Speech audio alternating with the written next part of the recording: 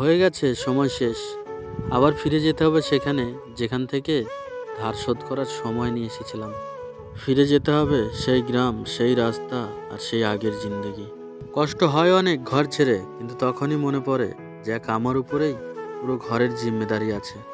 ঘরের বাইরে জিন্দেগি অনেক বেশি যন্ত্রণাদায়ক।